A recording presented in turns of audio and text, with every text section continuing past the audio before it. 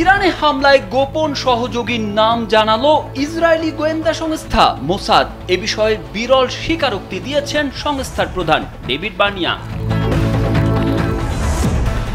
ইসরায়েলের টোপ গিলতে রাজি আরও কয়েকটি মুসলিম দেশ।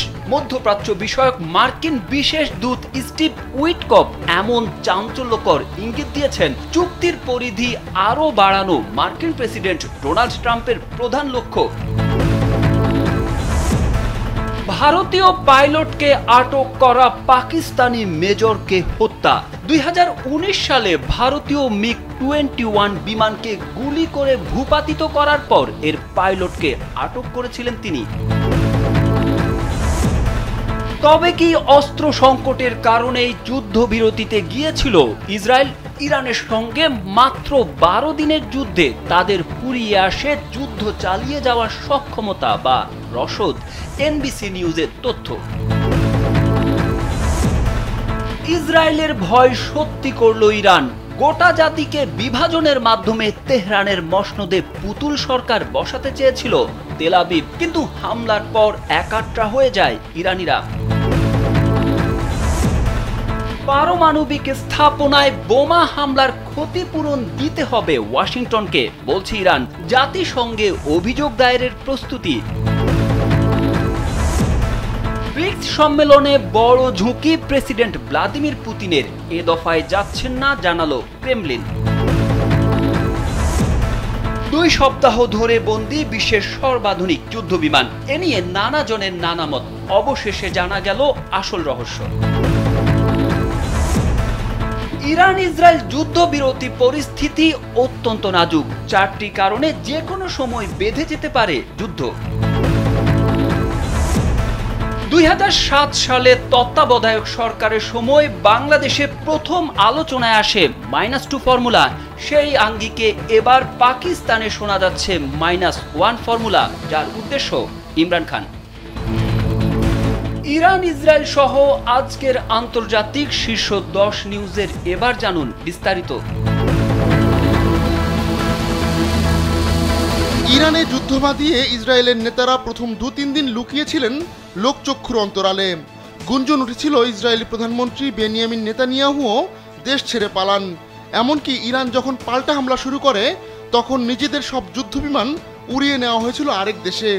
এবার ইরানে হামলার পর প্রকাশ্যে এলেন ইসরায়েলের গোয়েন্দা সংস্থা মোসাদের প্রধান ডেভিড বার্নিয়া। বিরল এক স্বীকারোক্তি দিয়ে জানালেন, মার্কিন গোয়েন্দা সংস্থা সিআইএর সম্পৃক্ততায় ইরানে চালানো হয়েছে হামলা। মোসাদ প্রধান জানান, সিআইএর সঙ্গে যৌথ কর্মকাণ্ডের কারণেই তাদের অভিযান ফলপ্রসূ হয়েছে। এমনকি সিআইএ প্রধান সঠিক সিদ্ধান্ত নিতে সাহায্য করায় এই অভিযান চালানো সম্ভব হয়েছে। যুক্তরাষ্ট্রের হস্তক্ষেপে আপাতত ইরান ইসরায়েলের মধ্যে যুদ্ধবিরতি হলেও মোসাদ ইরানের সব প্রজেক্টে নজরদারি করবে বলেও জানান বার্নিয়া। ইসরায়েলে মোসাদ প্রধানের এমন প্রকাশ্য বক্তব্য খুবই বিরল, কেননা কয়েক বছর আগে তার নাম প্রকাশও নিষিদ্ধ ছিল। 1967 সাল থেকেই অবরুদ্ধ গাজা উপত্যকা, যেখানে ইহুদিদের নির্যাতন বর্বরতায় ঘরবাড়ি ছেড়ে শরণার্থী হিসেবে আশ্রয় নিয়েছিলেন ফিলিস্তিনিরা। তারপরও থেমে নেই ইসরায়েলি আগ্রাসন, যার মূল লক্ষ্য ইহুদি রাষ্ট্রকে আরও সুরক্ষিত ও নিরাপদ করা। যুক্তরাষ্ট্র সহ পশ্চিমা শক্তির সমর্থন থাকায় ইসরায়েলকে রাষ্ট্র হিসেবে স্বীকৃতি দেয় মিশর ও জর্ডানের মতো 2টি মুসলিম দেশ। 2020 সালের মাঝামাঝি সময়ে ইসরায়েলের সাথে যুগান্তকারী চুক্তি করে সংযুক্ত আরব আমিরাত, বাহরাইন, মরক্কো এবং সুদান, যা আব্রাহাম অ্যাকর্ডস নামে পরিচিত। এর মাধ্যমে ইসরায়েলের সাথে মধ্যপ্রাচ্যের সম্পর্কের উন্নতি হয়। চুক্তির মূল লক্ষ্য হল ইসরায়েল ও মুসলিম বিশ্বের মধ্যে দীর্ঘদিনের বৈরিতা কমিয়ে আনা এবং আঞ্চলিক স্থিতিশীলতা প্রতিষ্ঠা করা। এর ফলে মুসলমানদের বাণিজ্যিক, পর্যটন সহ সব ক্ষেত্রেই ঘটে ইসরায়েলিদের অনুপ্রবেশ, প্রভাব এবং বিস্তৃতি। সম্প্রতি যুক্তরাষ্ট্রের মধ্যপ্রাচ্য বিষয়ক বিশেষ দূত স্টিভ উইটকফ এক চাঞ্চল্যকর ইঙ্গিত দিয়ে বলেছেন, আব্রাহাম চুক্তির আওতায় আরও কয়েকটি দেশ খুব শীঘ্রই ইসরায়েলের সঙ্গে সম্পর্ক স্বাভাবিক করতে চাইছে। মার্কিন প্রেসিডেন্ট ডোনাল্ড ট্রাম্পের প্রধান লক্ষ্য হলো তার প্রথম মেয়াদে স্বাক্ষরিত এই চুক্তির পরিধি আরও বিস্তৃত করা। প্রশ্ন হলো, কোন সেই দেশ যারা এই চুক্তিতে যোগ দিতে চলেছে? নতুন দেশগুলোর নাম এখনও প্রকাশ না করায় এই নিয়ে ব্যাপক জল্পনা কল্পনা চলছে। বিশেষজ্ঞরা মনে করছেন, যদি সৌদি আরব বা ইন্দোনেশিয়ার মতো বড় মুসলিম দেশ এই চুক্তিতে যুক্ত হয়, তাহলে সেটি হবে মধ্যপ্রাচ্যের ভূ রাজনীতিতে বড় পরিবর্তন। সেই সম্ভাবনার কথা জানিয়ে একটি প্রতিবেদন প্রকাশ করেছে সংবাদ মাধ্যম দ্য জেরুজালেম পোস্ট। 2019 সালের 27 ফেব্রুয়ারি বালাকোট আকাশ যুদ্ধে একটি পুরনো MiG-21 যুদ্ধবিমান দিয়ে পাকিস্তানি F-16 যুদ্ধবিমান ভূপাতিত করেন ভারতীয় গ্রুপ ক্যাপ্টেন অভিনন্দন বর্তমান। যুদ্ধ করতে করতে এক পর্যায়ে তিনি পাকিস্তানি আকাশ সীমানায় ঢুকে পড়েন। পরে ওই MiG-21কে গুলি করে ভূপাতিত করেন পাকিস্তানি সেনাবাহিনী। বিধ্বস্ত হওয়ার আগে প্যারাসুটের মাধ্যমে বিমান থেকে লাফিয়ে প্রাণে বাঁচেন পাইলট অভিনন্দন। পরে তাকে আটক করে পাকিস্তানি সেনাবাহিনী, যার নেতৃত্ব দেন তৎকালীন special forces officer major Syed Muiz. জানা গেছে, তেহরিকি তালেবান পাকিস্তান TTPর হাতে নিহত হয়েছেন মেজর মুইজ। সংশ্লিষ্ট একটি সূত্র NDTVকে বুধবার তথ্য জানিয়েছে।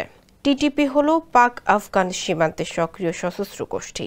পাকিস্তানের স্পেশাল সার্ভিস গ্রুপের 6 কমান্ডো ব্যাটালিয়নের কর্মরত মেজর সৈয়দ মুইজ পাকিস্তানের খাইবার পাখতুনখাওয়া প্রদেশের সারারোগাহা এলাকার যুদ্ধরত অবস্থানে নিহত হন বলে জানা গেছে। সূত্র জানায়, TTP এই হত্যার দায় স্বীকার করেছে। পাকিস্তানের স্পেশাল সার্ভিস গ্রুপের 6 কমান্ডো ব্যাটালিয়নে কর্মরত মেজর সৈয়দ মুইজ পাকিস্তানের খাইবার পাখতুনখাওয়া প্রদেশের সারারোগাহা এলাকায় যুদ্ধরত অবস্থায় নিহত হন বলে জানা গেছে। সূত্র জানায়, TTP এই হত্যার দায় স্বীকার করেছে। ইরানের সঙ্গে মাত্র 12 দিনের যুদ্ধে ধ্বংসস্তূপে পরিণত হয়েছে ইসরায়েল। শুধু তাই নয়, মুহুর্মুহু ক্ষেপণাস্ত্র হামলা থেকে নিজেকে রক্ষা করতে গিয়ে পুড়িয়ে গেছে নেতানিয়াহু প্রশাসনের অস্ত্র ও গোলাবারুদ। ইসরায়েলের অস্ত্র ঘাটতির কথা জানিয়েছে সিরিয়া বিষয়ে যুক্তরাজ্যের সাবেক দূত পিটার ফোর্ড। রুশ সংবাদ মাধ্যম রিয়া নস্তবিকে তিনি জানান, যুদ্ধবিরতিতে কিছু লঙ্ঘন হলেও এটি টিকে থাকার বেশ সম্ভাবনা রয়েছে, কারণ বর্তমানে যুদ্ধ চালিয়ে যাওয়ার মতো সামরিক সক্ষমতা বা রসদ ইসরায়েলের নেই, তাই শান্তির প্রয়োজন তাদেরই বেশি। সংবাদ মাধ্যম NBC নিউজ মার্কিন প্রশাসনের নাম প্রকাশে অনিচ্ছুক 2 কর্মকর্তার বরাত দিয়ে জানিয়েছে, ইসরায়েলের অস্ত্র ভাণ্ডারে গুরুত্বপূর্ণ সরঞ্জাম ও গোলা বারুদের সংকট দেখা দিয়েছে। আরও 3 কর্মকর্তার উদ্ধৃতি দিয়ে ওই একই প্রতিবেদনে বলা হয়, ইসরায়েল এখন গুরুত্বপূর্ণ কিছু অস্ত্রে বিশেষ ঘাটতি অনুভব করছে, যদিও নিজের অস্ত্র ঘাটতি নিয়ে আনুষ্ঠানিকভাবে কোনো মন্তব্য করেনি নেতানিয়াহু প্রশাসন। তবে প্রতি বছর যুক্তরাষ্ট্র ইসরায়েলকে বিলিয়ন ডলারের সামরিক সহায়তা দিয়ে থাকে। ইরানে হামলার সময় ইসরায়েলকে সব ধরনের প্রতিরক্ষা সহায়তা দিয়েছে ট্রাম্প প্রশাসন। গেল 13 জুন 2 শতাধিক যুদ্ধবিমানে ইরানে হামলে পড়ে ইসরায়েল। ভেতর বাইরে থেকে চালানো অতর্কিত হামলায় অপ্রস্তুত হয়ে পড়ে ইরান। মাত্র কয়েক ঘন্টার ব্যবধানে ইরানের শীর্ষ কয়েকজন সামরিক কমান্ডার ও পরমাণু বিজ্ঞানীকে শেষ করে দেয় ইসরায়েল। এরপরই পাল্টা প্রতিশোধ নিতে শুরু করে ইরান। একের পর এক হামলায় নাস্তানাবুদ করে দেয় ইসরায়েলকে। ব্যবহার করে নিজেদের ভাণ্ডারের অত্যাধুনিক সব অস্ত্র। ইরানের এমন সক্ষমতায় রীতিমতো হতভম্ব হয়ে যায় ইসরায়েল। শেষমেশ সে চোখে অন্ধকার দেখে সাহায্যের আকুতি জানায় যুক্তরাষ্ট্রের কাছে। আমেরিকা এগিয়ে আসায় থেমেছে 12 দিনের এই লড়াই। ইসরায়েল আমেরিকা এই লড়াইয়ে নিজেদের জয়ী দাবি করলেও জানিয়ে সবচেয়ে বেশি ভয় পাচ্ছিল ইসরায়েল। তাই সত্য প্রমাণ করেছে ইরান। বিস্তারিত থাকছে ডেস্ক রিপোর্টে। টান টান উত্তেজনায় কেটেছে 12 দিন। লড়াই চালিয়েছে ইরান ইসরায়েল, ঘুম উড়ে গেছে আরব দেশগুলোর। নির্ঘুম রাত কেটেছে আরও এক দেশের নেতার। তিনি হলেন মার্কিন president Donald Trump. 13 June Iran যখন জ্বলছিল, তার আগেই হামলা নিয়ে ট্রাম্পের কাছে তথ্য ছিল, অথচ তিনি ঠিকই ধোকায় রেখেছেন ইরানকে। চালিয়ে গেছেন তথাকথিত পরমাণু কর্মসূচি নিয়ে আলোচনা। ইরানের সামরিক, বেসামরিক ও পরমাণু টার্গেটে হামলার পর ঘুরে দাঁড়ায় দেশটি। জবাবে মিসাইল আর ড্রোনের বৃষ্টি ঝরায় ইরান। ইসরায়েলের তেল আবিব, হাইফা ও বীরশেবার মতো বিভিন্ন এলাকায় একের পর এক আঘাত হানে ইরানি মিসাইল। ইরানের জবাব এতটাই জোরালো ছিল যে হামলায় অকেজো হয়ে যায় ইসরায়েলের গর্বখ্যাত আকাশ প্রতিরক্ষা ব্যবস্থা। তারপর থেকেই ইরান ইসরায়েলের মধ্যে চলতে থাকে সংঘাত। সেই সংঘাতে পরম মিত্র যুক্তরাষ্ট্রকেও টেনে আনে ইসরায়েল। বন্ধুর ডাকে সাড়া দিয়ে 22 জুন রাতে ইরানের ফোর্দো, নাতানজ ও ইস্পাহানে অপারেশন মিডনাইট হ্যামার চালায় যুক্তরাষ্ট্র। দেশটির মিসৌরির হোয়াইটম্যান বিমান ঘাঁটি থেকে টানা 37 ঘন্টা উড়াল দিয়ে B-2 বোমারু বিমান এই অভিযানে অংশ নেয়। এতে ডজনের বেশি বাংকার বাস্টার বোমা ফেলে যুক্তরাষ্ট্র। হামলা চালানো হয় টমাহক মিসাইল দিয়েও। এরপর কাতার ও ইরাকে থাকা মার্কিন ঘাঁটি লক্ষ্য করে হামলা চালায় ইরান। ইরান ইসরায়েল সংঘাতের এই মুহূর্তটিকেই টার্নিং পয়েন্ট হিসেবে বর্ণনা করা হয়। ইসরায়েলও দীর্ঘ প্রচেষ্টার পর যুক্তরাষ্ট্রকে ইরানের বিরুদ্ধে দাঁড় করাতে সক্ষম হয়। তবে এত কিছু করেও এ যুদ্ধে জড়িয়ে ইসরায়েল যে ভয় পেয়েছিল তাই সত্য হয়ে দাঁড়িয়েছে। পুরো ইরান একজোট হয়ে গেছে, অথচ ইরানিদের বিভাজিত করে তেহরানের মসনদে নিজের পুতুল সরকার বসাতে চেয়েছিল ইসরায়েল। আহমদুল্লাহ শিকদার, কালবেলা। থেমেছে যুদ্ধের দামামা, কিন্তু ফুরোয়নি হিসেব কষার পালা। সম্প্রতি ঘটে যাওয়া ইরান ইসরায়েল সংঘাত, বিমান হামলার মধ্য দিয়ে যার সূচনা করেছিল ইসরায়েল নিজেই। আগ্রাসী এই অভিযানের 24 ঘন্টার মধ্যেই পাল্টা জবাব দেয় ইরান। শুরু হয় পাল্টাপাল্টি হামলার এক ভয়াবহ অধ্যায়। সংঘাতে নতুন মাত্রা যোগ করে যুক্তরাষ্ট্র। ইসরায়েলের সাহায্যে এগিয়ে এসে তারা হামলা চালায় ইরানের পারমাণবিক স্থাপনায়। যুক্তরাষ্ট্রের দাবি, এই হামলায় ইরানের ব্যাপক ক্ষয়ক্ষতি হয়েছে। নানা নাটকীয়তার পর আপাতত যুদ্ধবিরতি চললেও উভয় দেশই এখন ব্যস্ত ক্ষয়ক্ষতির হিসাব মেলাতে। ইসরায়েল সবার আগে তার ক্ষয়ক্ষতির খতিয়ান খুললেও ইরানও পিছিয়ে নেই এই হিসেব কষায়। বোমা ফেলে ইরানের স্থাপনাগুলোর ক্ষতি করার জন্য যুক্তরাষ্ট্রের বিরুদ্ধে জাতিসংঘে অভিযোগ দায়েরের প্রস্তুতি নিচ্ছে তেহরান। লেবাননের সংবাদ মাধ্যম আল মায়াদিনের প্রতিবেদনে জানা যায়, ইরানের উপপররাষ্ট্রমন্ত্রী সায়েদ খাতিবজাদেহ বলেছেন, পারমাণবিক স্থাপনায় যে ক্ষয়ক্ষতি হয়েছে তার ক্ষতিপূরণ ওয়াশিংটনকে দিতে হবে। সাইদ বলেন, 24 জুন থেকে যুদ্ধবিরতি কার্যকর হয়েছে। যুদ্ধবন্ধের বার্তা মার্কিন যুক্তরাষ্ট্রই পাঠিয়েছিল। তিনি জোর দিয়ে বলেন, ইরানি জাতি প্রতিরোধের মাধ্যমে জায়োনিস্ট সরকারের ওপর তাদের ইচ্ছা চাপিয়ে দিয়েছে এবং শত্রুকে একতরফাভাবে তাদের আগ্রাসন বন্ধ করতে বাধ্য করেছে। তিনি আরও বলেন, যুক্তরাষ্ট্র বিভিন্ন মাধ্যমে ইরানকে বার্তা পাঠালেও তেহরান বলে দিয়েছিল, যুদ্ধবিরতির বিষয়ে যে কোনো সিদ্ধান্ত নেয়ার আগে আগ্রাসন বন্ধ করতে হবে। ইরান জায়োনিস্ট সরকারের সাথে এমন কোনো লিখিত চুক্তি করেনি যাতে নির্দিষ্ট কিছু ধারা থাকতে পারে। যা ঘটেছে তা হলো জায়নবাদের আগ্রাসন বন্ধ করা। ইরান প্রস্তুত থাকা সত্ত্বেও হামলা চালাবে না। বিশ্বজুড়ে যখন উত্তেজনা তুঙ্গে, তখন আরও এক নতুন ঘটনার জন্ম দিলেন রাশিয়ার প্রেসিডেন্ট ভ্লাদিমির পুতিন। মধ্যপ্রাচ্যে ইরান ইসরায়েল সংঘাত থামলেও গাজায় চলছে চরম মানবিক বিপর্যয়। অন্যদিকে ইউক্রেন যুদ্ধ নিয়ে পুতিনের অবস্থান বরাবরই আগ্রাসী ও দৃঢ়। এই টানাপোড়েনের মধ্যেই আন্তর্জাতিক অঙ্গনে গুরুত্বপূর্ণ হয়ে উঠছে আসন্ন বৈঠকগুলো, যার মধ্যে ব্রিক্স সম্মেলন অন্যতম। কিন্তু এ মুহূর্তে বিশ্ব রাজনীতির বিতর্কিত মুখ পুতিন জুলাইয়ে ব্রাজিলে অনুষ্ঠিতব্য ব্রিক্স সম্মেলনে সরাসরি অংশ নিচ্ছেন না। আর এর পেছনে রয়েছে আন্তর্জাতিক অপরাধ আদালত আইসিসির গ্রেপ্তারি পরোয়ানার ঝুঁকি। দ্য মস্কো টাইমস থেকে এ তথ্য জানা গেছে। 2023 সালের মার্চে আইসিসি পুতিনের বিরুদ্ধে যুদ্ধাপরাধের অভিযোগে গ্রেপ্তারি পরোয়ানা জারি করে। অভিযোগ রয়েছে, ইউক্রেন আগ্রাসনের সময় সেখানকার শিশুদের অবৈধভাবে রাশিয়ায় নিয়ে যাওয়া হয়েছে। এ অভিযোগে আইসিসির সদস্য রাষ্ট্র হিসেবে ব্রাজিলের দায়িত্ব, পুতিন সেখানে পা রাখলেই তাকে গ্রেপ্তার করা। এই বাস্তবতায় পুতিন সিদ্ধান্ত নিয়েছেন তিনি ব্রিক্স সম্মেলনে ভার্চুয়ালি অংশ নেবেন। ক্রেমলিনের উপদেষ্টা ইউরি উশাকোভ জানান, আইসিসির বিধিনিষেধ ও জটিলতা বিবেচনায় রেখে এমন সিদ্ধান্ত নেওয়া হয়েছে। বিশ্ব ব্যবস্থা এখন এমন এক বাস্তবতায় দাঁড়িয়েছে যেখানে অপরাধের দায় এড়ানো যাচ্ছে না, কিন্তু ন্যায় বিচারের চর্চাও অসম্পূর্ণ। পুতিনের ব্রিক্স বর্জন সে সত্যকেই যেন আরও একবার সামনে এনে দিল।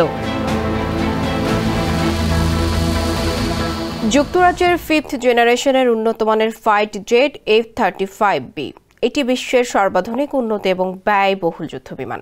প্রায় 2 সপ্তাহ আগে এই যুদ্ধবিমান ভারতে জরুরি অবতরণ করে।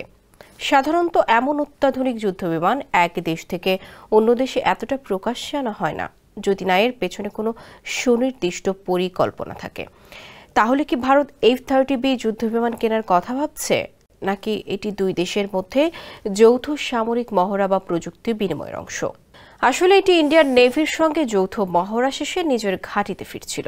তবে খারাপ আবহাওয়ার কারণে এটি কেরালার থিরুবনন্তপুরম বিমানবন্দরে অবতরণ করে। বিমানটি নিরাপদে নামলেও পরে যান্ত্রিক ত্রুটি ধরা পড়ে, ফলে সেটি আর উড়ানো সম্ভব হয়নি।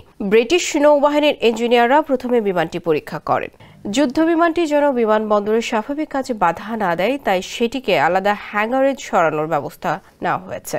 এজন্য প্রয়োজনীয় যন্ত্রপাতি সহ একটি টিম আসছে যুক্তরাজ্য থেকে। ভারতের এয়ার ইন্ডিয়া তাদের হ্যাঙ্গার ব্যবহারের প্রস্তাব দিয়েছিল, তবে ব্রিটিশরা তা গ্রহণ করেনি। ধারণা করা হচ্ছে বিমানের গোপন প্রযুক্তি নিরাপদ রাখতেই এই সিদ্ধান্ত নিয়েছে ব্রিটিশ কর্তৃপক্ষ। যুক্তরাজ্য ভারতের সহযোগিতায় প্রশংসা করেছে, তবে এখনও ঠিক জানা যায়নি কবে বিমানটি উড্ডয়ন করবে। যুক্তরাষ্ট্রের প্রেসিডেন্ট ডোনাল্ড ট্রাম্পের মধ্যস্থতায় যুদ্ধবিরতিতে আপাতত থেমেছে ইরান ইসরায়েল সংঘাত। বিশ্লেষকরা মনে করছেন যে কোনো সময় নতুন করে শুরু হতে পারে এই সংঘাত। এরই মধ্যে ফাটল দেখা দিয়েছে যুদ্ধবিরতিতে। মার্কিন সংবাদ মাধ্যম নিউজ উইকের প্রতিবেদনে বলা হয়েছে, মোটা দাগে 4টি কারণে ইরান ইসরায়েল সংঘাত নতুন করে বেঁধে যেতে পারে যে কোনো সময়। কারণগুলো হলো, ইরান যদি পারমাণবিক কর্মসূচির গতি বাড়ায় তাহলে নতুন সংঘাত যে কোনো সময় শুরু হতে পারে। উভয় পক্ষ যুদ্ধবিরতির শর্ত লঙ্ঘন করলেও শুরু হতে পারে একে অপরের উপর হামলা। শুধু তাই নয়, মোসাদের গোপন অভিযানকে কেন্দ্র করে নিজ দেশের ভেতরে কড়া অবস্থানে গেছে ইরান। এরই মধ্যে কয়েকজন গুপ্তচরকে মৃত্যুদণ্ড দেওয়া হয়েছে এবং আরও ধরপাকড় চলছে। ইসরায়েল আরও গুপ্ত অভিযান চালালে নতুন করে উত্তেজনা ও সংঘাত বাড়তে পারে বলে ধারণা করা হচ্ছে। সংঘাতের পর চলমান যুদ্ধবিরতিতে ইরান ইসরায়েল দুই পক্ষই নিজেদের অর্জিত বিজয় বলে দাবি করছে। নেতানিয়াহু হুঁশিয়ারি দিয়ে বলেছেন, ইরান যদি আবার পারমাণবিক কর্মসূচি পুনরুজ্জীবিত করতে চায়, আমরা একইভাবে কঠোর ও শক্তিশালী জবাব দেব। অন্যদিকে ইরানের প্রেসিডেন্ট মাসুদ পেজেশকিয়ান বলেছেন, জায়নিস্ট আগ্রাসনের বিরুদ্ধে ইরান দৃঢ়ভাবে দাঁড়িয়ে থাকবে। এ ধরনের কঠোর মনোভাব বা বক্তব্য দুই পক্ষের মধ্যে তিক্ততা ও উত্তেজনা বাড়াচ্ছে। 2007 সালে তত্ত্বাবধায়ক সরকারের সময় বাংলাদেশে প্রথম আলোচনায় আসে -2 ফর্মুলা। সে সময় সাবেক দুই প্রধানমন্ত্রীকে রাজনীতি থেকে সরানোর চেষ্টা করা হচ্ছিল বলে অভিযোগ ওঠে।